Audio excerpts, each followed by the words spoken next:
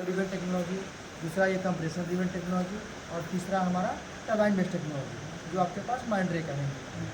ठीक है, तो अभी देखा गया है कि ये कंप्रेसर बेस्ड टेक्नोलॉजी है, इसके बाद अभी आपको टरबाइन बेस्ड टेक्नोलॉजी भी आ गया है। तो ये दोनों में सिमिलरिटी है, सेम ही है, बट इसमें थोड़ा सा कंप्रेसर रहता है, उसमें कंप्रेसर आपको नहीं रहता है।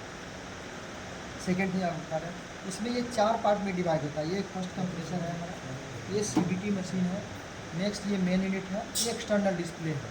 ये एक्सटर्नल डिस्प्ले आपका होता है, छोटा डिस्प्ले हमको दिया हुआ है कि सारा पैरामीटर यहाँ भी आपको शो होगा, और एक्सटर्नल डिस्प्ले दिया हुआ है कि एक्सटर्नल डिस्प्ले में आपको लुपेंस ग्राफ जो है ना थोड़ा उसको मॉडिफाई करके यहाँ पे दिखाया गया है। तो सबसे पहले आपको बता दें कि यहाँ पे पावर का जब हम कनेक्शन दे देंगे, ये पावर का है, ये कंप्रेसर से पाइप दिया हुआ है, एक सप्लाई दिया हुआ है, एक ऑक्सीजन का हमारा है। ठीक है, दोनों यहाँ पे कनेक्ट रहता है। तो यहाँ से वीडियो मिल जाएगा आप लोग को। यहाँ से आप, ये हमारा CVT है, मतलब ये करंट डिस्ट्रीब्यूशन पॉइंट जो है ना हमारा सेंटर है, यहाँ पे हम लोग इसका मतलब एक तरह का ट्रांसफार्मर है।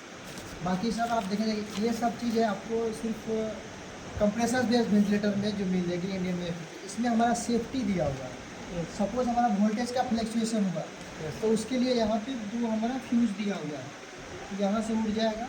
बट टरबाइन बेस्ड किसी भी कंपनी का कोई वेंटिलेटर में ऐसा सेफ्टी नहीं दिया रहता है जिससे आपका फ्यूज उड़ जाए और सिर्फ आपका वेंटी सेफ हो जाए। क्यों? वहाँ रीज़न ये है कि एक ही छोटा सा हमारा मॉनिटर होता है, उसी में सारा डिफाइंड होता है, तो उसमें स्पेस की कमी होती है, इस वजह से हम उसको नहीं दे पाते हैं। ठीक है, तो यहाँ पे जैसे ही हम स्विच ऑन करेंगे तो यहाँ पे हमारा एक इंडिकेशन लाइट जलेगा। इसका मतलब ये है कि इस CVT मशीन में इनपुट भी हमारा जा रहा है और आउटपुट भी दोनों ओके है, तो ये लाइट सप्लाई जलेगी। इसके बाद हम क्या करते हैं, कंप्रेसर को हम स्टार्ट करते हैं। कंप्रेसर को स्टार्ट करेंगे तो जब भी हम कंप्रेसर स्टार्ट करेंगे तो उसके कुछ सेकेंड बाद ना यहाँ पे ये हमारा जो मीटर है, तो ये हमारा थोड़ा देर के बाद बढ़ता है। इसलिए बढ़ता है कि कंप्रेसर में हमें जिगजैग मैनर में ऐसे होता है, तो जब तक उसमें एयर फील नहीं होगा तब तक वो प्रेशर नहीं होगा। जब ये हमारा हो जाता है तो सबसे लास्ट में इधर मीटर हमारा ऑन करने का जो प्रोसीजर है, ये पेशेंट या पेशेंट को कनेक्ट नहीं करना है सर्किट से जब वेंटिलेटर ऑन करेंगे, क्योंकि उस टाइम में वेंटिलेटर सेल्फ चेक लेता है।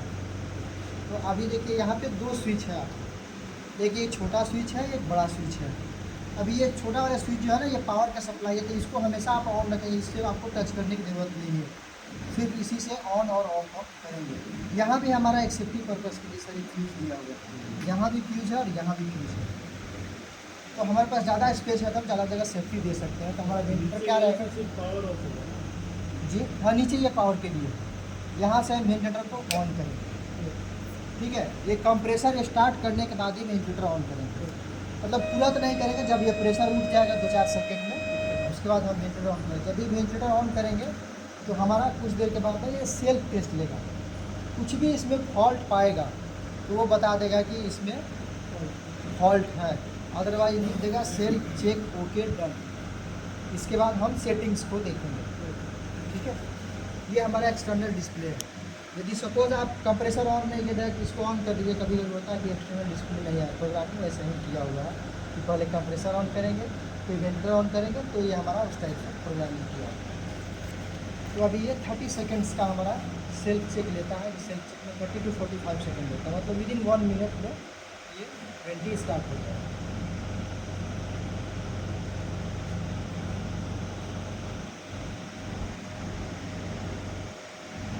कोड्स BPM पैरामीटर से सब पहले से नोन आप लोग हो गए हैं, या फिर आजकल तो चैट GPT गूगल ये सब का ज़माना है, आप चाहें तो वहाँ से भी आप सीख सकते हैं। ये बेसिक देखिए, यहाँ पे सेल्फ चेक ओके लिख के आ गया, सेल्फ चेक डन लिख के आ गया। ठीक है, अब यहाँ से हम क्या देखेंगे, न्यू पेशेंट।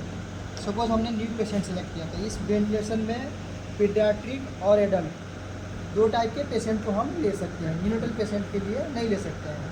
पीडियाट्रिक पेशेंट में वैसा पेशेंट ले सकते हैं जिसका मतलब 20 से टाइटल वॉल्यूम इसका स्टार्ट 20 से, तो जिसका 28 दिन से एज ज़्यादा हो और उसमें आपको 20 टाइटल वॉल्यूम से मतलब 3 kg का पेशेंट हो, 20 दिन से ऊपर का हो तो हम ले सकते हैं। इसके नीचे का पेशेंट इसमें नहीं ले सकते, क्योंकि वो थोड़ा सा वेट कम है। टोनबिल से ही कटेगा।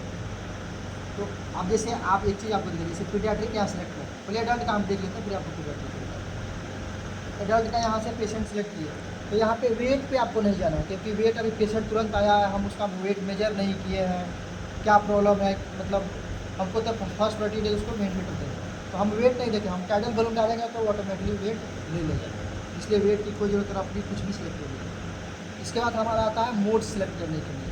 तो मोड्स के लिए आप लोग जानते ही होंगे 3 वॉल्यूम कंट्रोल का मोड होता है, CMVBC, असिस्ट BC और SIMVBC। सेम होता है 3 प्रेशर कंट्रोल का।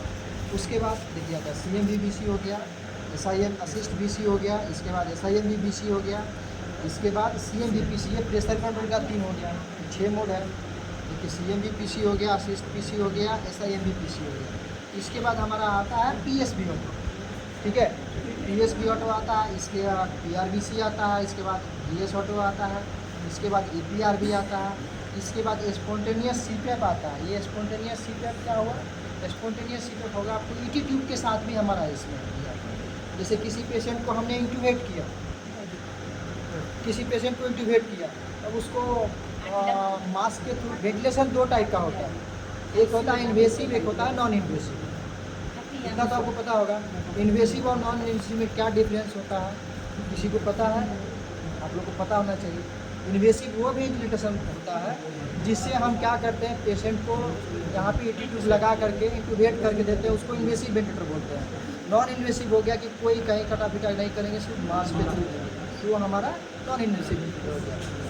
तो ये हमारा CPAP जो क्या है ना, ये हमारा ये जो मोड दिया हुआ है, ये हमारा जैसे ET ट्यूब डाला हुआ उसमें भी हम CPAP दे सकते हैं। जैसे पेशेंट को कभी क्या होता है कि आप CMVBC मोड में रखे हुए हैं, उसके बाद उसको वही सेम पेशेंट को हम NIV मोड में शिफ्ट करना चाहते हैं, तो बाईपैप NIV मतलब ये भी है, ET ट्यूब के साथ दिया और CPAP के साथ, दोनों इसमें दिया हुआ है।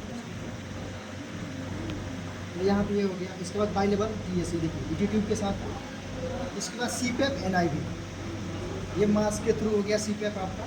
इसके बाद आपको बाईपैप NIV, ये टाइम स्पॉन्टेनियस, मतलब ये भी मास्क के थ्रू दे सकते हैं, ये भी स्पॉन्टेनियस है, मास्क ये भी, ठीक है। तो ये हमारा मोड्स हो गया, ठीक है। इसमें सपोज हमने पेशेंट को सेट किया CMVBC मोड में, CMVBC मोड में सेट किया, हमारा पूछता है BPM का मतलब होता है ब्रीथ पर मिनट। तो नॉर्मली हम जो भी एडल्ट हैं तो हम वही 18-16 इससे ज़्यादा नहीं रख सकते, या फिर पेशेंट के अकॉर्डिंग सब जैसा सजेस्ट करा 20-22 भी ठीक है। तो यहाँ पे हमने हमारे के लिए 20 BPM सेलेक्ट किया। इसके बाद आता है TI रेशियो। TI रेशियो वो होता है कि इंस्पिरेटरी और एक्सपिरेटरी का रेशियो होता है। तो सपोज जितना आपको 1 सेकेंड सांस को ब्रीथ को लेने में लग रहा है, उससे डबल टाइम हमको सांस छोड़ने में लगेगा। क्यों लगेगा, क्योंकि हमारा गैस का ट्रांसफॉर्मेशन हो रहा है, ऑक्सीजन से कार्बन डाइऑक्साइड बन रहा है, तो इसके लिए वहाँ पे टाइम ज़्यादा लगता है। तो यहाँ पे 1:2 रेशियो, यहाँ पे ये ब्लैक वाला देखेंगे, कलर वाला नहीं देखेंगे। कलर वाला इसलिए नहीं देखेंगे, ब्लैक कोटेड जितना इसमें पैरामीटर को लिख करके आएगा वो हमारा इनपुट दिया हुआ है, जितना कलर से लिख के आएगा वो मशीन हमको डिलीवर कर रहा है, इसलिए हम ब्लैक वाले पे जाएंगे। यहाँ से 1:2 रेशियो सेलेक्ट करेंगे, यहाँ से 1:2 रेशियो सेलेक्ट करेंगे। अब आता है हमारा टाइडल बॉल। टाइडल बॉल हमारा आता है 8 cc पर kg वेट के हिसाब से हम देते हैं। जब हम में से कोई 60 kg का पेशेंट हो तो यहाँ पे मतलब आप कुछ भी ऐसा रख लिया, आप 520, 530, 510 ऐसे आप ले सकते हैं। इसके बाद आता है पीप 5-6। पीप क्या होता है, पॉजिटिव एंड एक्सपिरेटरी प्रेशर होता है। जैसे सपोज ये हमारा लंग्स है, ठीक है, और इस लंग्स में हम लंग्स की क्या होता है, देखिए जैसे बैलून आप लोग देखा होगा, बैलून में से पूरा हवा निकाल दीजिए तो क्या होता है, कई बार जगह से चिपक जाता है, तो वहाँ पे हम चाह के भी कितना भी कीजिए फूल नहीं पाता। सेम हमारे लंग्स का भी वही सिचुएशन है कि सपोज हम यदि बैलून में उसमें हवा मार रहे हैं और वहाँ चिपक गया ना, तो आपको लिखेगा प्रेशर लिमिट, वो एरिया नहीं फूलेगा। इसलिए हम लोग पीक देते हैं, मतलब पॉजिटिव प्रेशर हम दे के रखते हैं कि लंग्स में उतना प्रेशर हमारा बना रहे, जनरेट हो। तो इन जनरली 5-6 हम लोग देते हैं, ठीक है। इसके बाद आता है हमारा पी सेफ्टी, मतलब मैक्सिमम इस लंग्स में कितना प्रेशर देते हैं। एडल्ट के केस में 45 देते हैं, एडल्ट के केस में 45 देते हैं। अब हमारा यहाँ से वेंटिलेशन स्टार्ट हो गया। इसके बाद हमारा ये शॉर्टकट्स दिया हुआ है, ठीक है। इसका भी की बताते हैं शॉर्टकट की। जैसे सपोज अभी हमने जितना सेटिंग किया इस मोड में, हमको ऐसा लगा कि नहीं हमारा पीप लेवल 6 हमने गलत सेलेक्ट कर लिया, ठीक है। जैसे पीप हमने गलत सेलेक्ट कर लिया, मान लीजिए कि हमको 6 के बजाय हमको 5 रखना, तो हम यहाँ से देखिए यहाँ अनलॉक और लॉक का दिया हुआ बटन, यहाँ पे अनलॉक करेंगे। अनलॉक करने के बाद देखिए यहाँ पे अनलॉक हो गया 28 सेकेंड 29 सेकेंड के लिए। यहाँ पे डायरेक्ट हम जाएंगे पीप पे और पीप यहाँ से 5 करेंगे। हमको टाइटल वॉल्यूम चेक करना है, चेंज करना है, VTI का दबाएंगे यहाँ से 520 540 में भी हमको सेलेक्ट करना था, गलती से वहाँ पे हो गया बट यहाँ हम करेक्ट कर रहे हैं। हमको 20 नहीं रखना था, 18 रखना था, 16 रखना था, तो हम 1 दिन कर दिए यहाँ से। FiO2 हमको 70 नहीं 100% रखना है, हमने 100% यहाँ पे, ठीक है।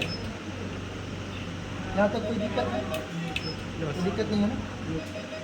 इसके बाद हमारा आता है अलार्म का सेटिंग आता है। तो अभी अलार्म आ रहा है, नहीं समझ में आएगा अभी भी पूछ सकते हैं लोग से। जैसे हमारा अलार्म का सेटिंग आ रहा है, सपोज हमने मशीन को दे दिया कोई चीज़, तो वो अपने हिसाब से एक लोअर लिमिट और एक अपर लिमिट बना करके देगा। तो उस लोअर और अपर लिमिट के बीच में अलार्म काम